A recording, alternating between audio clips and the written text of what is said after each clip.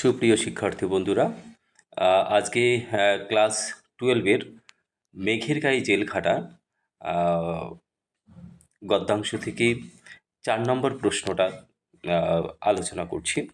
এই 4 নম্বর প্রশ্নটা হচ্ছে আজকের মূল আলোচনার প্রশ্ন। গায়ের লোকে ঠাট্টা করে বলে, চোট্টা সাধু ছেলে হবে নির্ঘাত, বিশ্বে ডাকাত। সাধুকে মেঘের গায়ে জেলখানার রচনাংশে সাধুর যে পরিচয় পাওয়া যায় তার নিজের ভাষায় লেখো। এই প্রশ্নটা 2015-তে এসছে। আবার এই প্রশ্নটা এরকম করে হতে পারে, আজকাল বড্ড মন কেমন করে, কার জন্য কার মন কেমন করে, তার জীবনের কোন কথা জানা যায়। এই প্রশ্ন দুটো একটাই উত্তর হবে। এবারের জন্য খুব ইম্পর্টেন্ট এই প্রশ্নটা। তোমরা স্ক্রিনের মধ্যে যে দেখতে পাচ্ছ এটা লিখে নিয়ে তারপরে পড়ে নেবে, খুব সহজ সরল ভাষায় লেখা রয়েছে। তো উৎসের মানে প্রশ্নের উত্তরের শুরুতেই একটা কোটেশন আমরা বলেছিলাম, এই কোটেশনটা তোমরা রাখবে।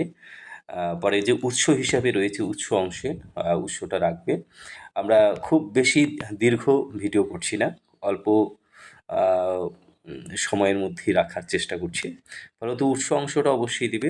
তারপরে রয়েছে সাধুর পরিচয় দেওয়া রয়েছে, এখানে সাধুর পরিচয়ের কথা রয়েছে। তারপরে সাধু কে আর কি তার একটা, তারপরে সাধুর পরিচয় লেখক যেভাবে দিয়েছেন।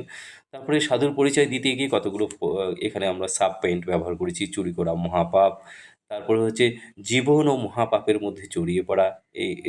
এই প্রশ্নগুলো, এই পয়েন্টগুলো আর কি খুব সুন্দর করে রয়েছে। তোমরা একবার পড়ে নিলেই হয়তো মনে রাখতে পারবে। তারপরে 3 নম্বর যে পয়েন্টটা, ভূমি ও ভূমিপুত্রের প্রতি টান, এই যে পয়েন্টটা এটাও খুব দেওয়ার চেষ্টা করবে সুন্দরভাবে। তো এভাবে 3টা পয়েন্ট সাব পয়েন্ট হিসাবে যদি উত্তরটাকে দাঁড় করানো যায়, মনে হয় সম্পূর্ণ নম্বর পাওয়া যেতে পারে।